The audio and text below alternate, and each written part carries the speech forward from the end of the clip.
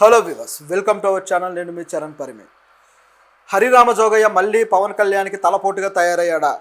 చూస్తుంటే ఆయన ఈరోజు మళ్ళీ ఒక లేఖ రాశాడు. సో ఆ లేఖతోటి మరిన్ని తలనొప్పులు తెచ్చుకునేటట్లుగానే ఉంది.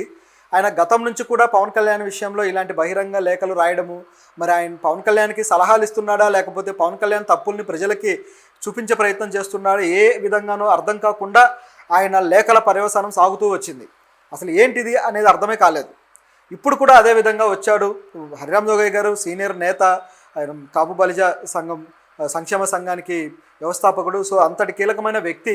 సో ముఖ్యంగా ఈ కాపుల రిజర్వేషన్కి సంబంధించి కావచ్చు, ఆయనకు కొన్ని నిర్దిష్టమైన అభిప్రాయాలు ఉన్నాయి. అయితే ఇవన్నీ బేస్ చేసుకొని పవన్ కళ్యాణ్ కూడా గతంలో ఆయన ఎలక్షన్ క్యాంపెయినింగ్లో ఉన్నప్పుడు కొన్ని హామీలు ఇచ్చాడు.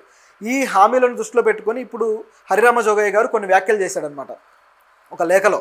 సో ఆ లేఖలో ఏమంటున్నారంటే, ఇప్పటిదాకా ఏవైతే సూపర్ సిక్స్లో ఉన్న హామీలు ఉన్నాయో వీటిని అమలుపరుస్తున్నారు. ఇవన్నీ టీడీపీ హామీలు కదా, మరి పవన్ కళ్యాణ్ జనసేనకు సంబంధించిన హామీలు ఎప్పుడు అమలు చేస్తారు? అసలు ఈ అమలు అవుతాయా లేదా? టీడీపీ కేవలం వాళ్ళదే చూసుకుంటున్నారు, జనసేనను పట్టించుకోవట్లేదు అన్నట్టుగా ఆయన వ్యాఖ్యలు ఉన్నాయి. ఈయన జనసేన నేత కాదు, జనసేన నాయకుడిగా పూర్తి స్థాయిలో పనిచేసిన వ్యక్తి కాదు, బయట నుంచి ఊరికే లేఖలు రాస్తూ గడిపేసిన వ్యక్తి. సో ఈయన మరి జనసేన బాగు కోసం అంతా ప్రయత్నిస్తున్నాడా, మరి ఏంటి అనేది ఒక క్వశ్చన్ బయలుదేరుతుంది. నిజానికి అంటే ఇక్కడ ఉన్న వాస్తవం కూడా ఒకటి గమనించాలి. అదేంటంటే టీడీపీ జనసేన కలిసే ఆ సూపర్ సిక్స్ని రిలీజ్ చేశాయి. దాంట్లో ఇద్దరి బాధ్యత ఉంది.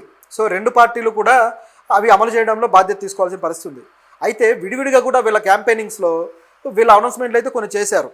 ముఖ్యంగా జనసేన అయితే కొన్ని ఇప్పుడు కుటీర పరిశ్రమల స్థాపనకు కావచ్చు, అలాగే మహిళలకు ప్రతి ఇంటి మహిళకి కొంత అమౌంట్ వేసే పథకం రూపంలో కావచ్చు, అలాగే సౌభాగ్య పథకం కావచ్చు, ఈ విధంగా ఏదైతే అమౌంట్ ఉందో దానికి సంబంధించి ఇట్లా కొన్ని హామీలు అయితే ఇచ్చారు. అదేవిధంగా కాపులకు సంబంధించి రిజర్వేషన్కి సంబంధించిన హామీ కూడా ఇచ్చారు.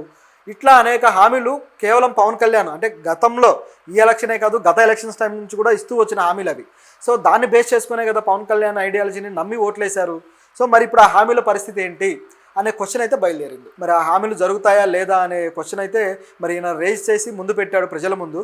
అసలు మామూలుగానే ఈ సూపర్ సిక్స్ అమలు అవుతుందా లేదా అన్న డౌట్లో ఉన్నారు జనాలు.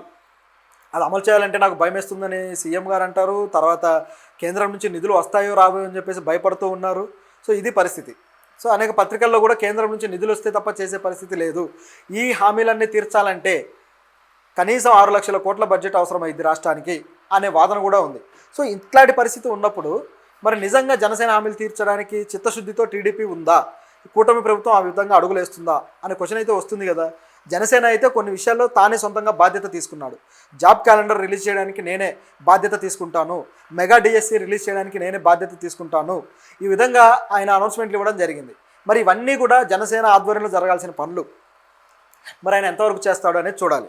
మరి ఈయన నిజంగానే హరిరామ జోగయ్య జనసేన మీద ప్రేమతోనే అంటున్నాడా ఏంటని చూస్తే అది కూడా డౌటే. ఎందుకంటే ఈయనే కాదు, ముద్రగడ పద్మనాభం కూడా ఈ విధంగానే ఎలక్షన్ టైంలో పవన్ కళ్యాణ్ని కాపుల బాగు కోసం అన్నట్టుగా పవన్ కళ్యాణ్ అనేక ప్రశ్నలు వేస్తూ వచ్చాడు, అనేక విధాలుగా విమర్శిస్తూ వచ్చాడు. తీరా చూస్తేమో ఆయన కుటుంబ సభ్యులే ఆయన వ్యతిరేకించే పరిస్థితి వచ్చింది. చివరికి నేను పేరు మార్చుకుంటాను పవన్ కళ్యాణ్ గెలిస్తే అని చెప్పి ఆయన చెప్పిన వ్యక్తి పవన్ కళ్యాణ్ గెలిచిన తర్వాత పేరు మార్చుకుంటూ సర్టిఫికేట్ కూడా సంపాదించుకున్నాడు. అంటే తన కులాన్నే మార్చుకున్నట్టుగా. సో ఇది ఒక మిరాకిల్ అనమాట. ఇది ఎక్కడ జరిగి ఉండదు మన భారతదేశంలో. మరి ఏ తరహా రూల్ ప్రకారం కులాన్ని మార్చుకునే సిస్టమ్ ఉందో తెలియదు, కానీ ఇది మాత్రం చాలా క్రేజీగా అనిపించింది. ఇప్పుడు చూస్తే ఈ హరిరామ జోగయ్య పరిస్థితి, ఈయన కేవలం వైసీపీ పార్టీకి మేలు చేయడానికి ఈ విధమైన విమర్శలు చేస్తూ వస్తున్నాడు అని గతంలోనే కొన్ని రాజకీయ విశ్లేషణలు కావచ్చు, మీడియా నుంచి పీపుల్ కావచ్చు అన్నారు. చూస్తే కూడా అదే విధంగా కనిపిస్తుంది. ఆయన చిత్తశుద్ధితోటి పనిచేస్తున్నట్టుగా ఏం లేదు పవన్ కళ్యాణ్ కోసం అని ఈజీగా తెలిసిపోతుంది. ఎవరైనా ఏదైనా చెప్పదలుచుకుంటే వెళ్ళి కలిసి చెప్పాలి, లేదంటే పార్టీ మీటింగుల్లో హాజరై చెప్పాలి. ఈ రెండు కాకుండా విడిగా లేఖ రిలీజ్ చేయడం అంటే మీడియాకి ఆయన తప్పుల్ని చూపిస్తున్నాం చూడండి అని చూపించడం. సో ఇది పవన్ కళ్యాణ్ ఎండగట్టడం కోసమే చేసిన ప్రయత్నం లాగుంది తప్పితే మరొకటి కాదు. మరి పవన్ కళ్యాణ్ తన హామీల విషయంలో చిత్తశుద్ధిగా ఉన్నాడా? టీడీపీ నుంచి ఇవన్నీ అమలు చేయించుకోగలడా? ఇప్పుడు కూటమి ప్రభుత్వంలో ఆయన డిప్యూటీ సీఎంగా ఉన్నా సరే ఆయన సుప్రీం కాదు, ప్రతి నిర్ణయం ఆయన నుంచి జరగదు. అనేక నిర్ణయాలు చంద్రబాబు గారు తీసుకోవాల్సిందే. ఈ హామీల విషయంలో భయపడుతున్నానని ఆయన ఎందుకు అన్నాడు అంటే నిర్ణయాలు ఆయనవే కాబట్టి కదా. సో మరి పవన్ కళ్యాణ్ తన హామీల విషయంలో బాధ్యత తీసుకుని మరి ఏం చెప్తాడనేది కూడా ఇప్పుడు ఒక ప్రశ్నార్థకమే. ఒకవేళ పవన్ కళ్యాణ్ ఏ నిర్ణయం తీసుకోకపోతే మాత్రం ఆయన ఇచ్చిన హామీల విషయంలో అవన్నీ కూడా డొల్ల హామీలు అయ్యే అవకాశం ఉంది. అదంతా కూడా పొలిటికల్ స్ట్రాటజీగానే మిగిలి ఆయన కూడా రెగ్యులర్ పొలిటీషియన్స్ ఎవరైతే ఉన్నారో వాళ్ళలాగానే మిగిలిపోయే పరిస్థితి అయితే ఉంది. మరి ఏం జరుగుతుందో చూడాలి. సో ఇది పరిస్థితి. సో అనేక పత్రికల్లో కూడా కేంద్రం నుంచి నిధులు వస్తే తప్ప చేసే పరిస్థితి లేదు, ఈ హామీలన్నీ తీర్చాలంటే కనీసం 6 లక్షల కోట్ల బడ్జెట్ అవసరమైంది రాష్ట్రానికి అనే వాదన కూడా ఉంది.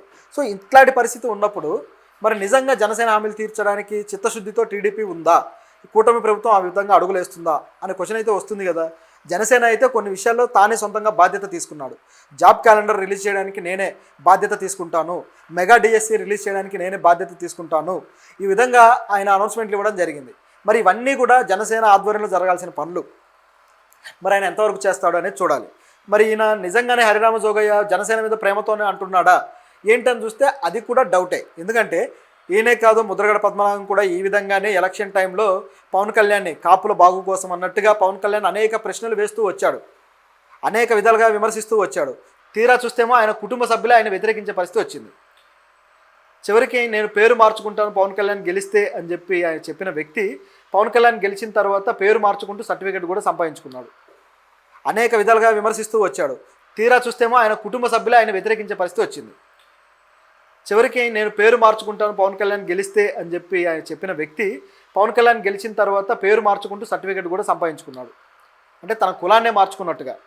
సో ఇది ఒక మిరాకిల్ అనమాట. ఇది ఎక్కడ జరిగి ఉండదు మన భారతదేశంలో. మరి ఏ తరహా రూల్ ప్రకారం కులాన్ని మార్చుకునే సిస్టమ్ ఉందో తెలియదు, కానీ ఇది మాత్రం చాలా క్రేజీగా అనిపించింది.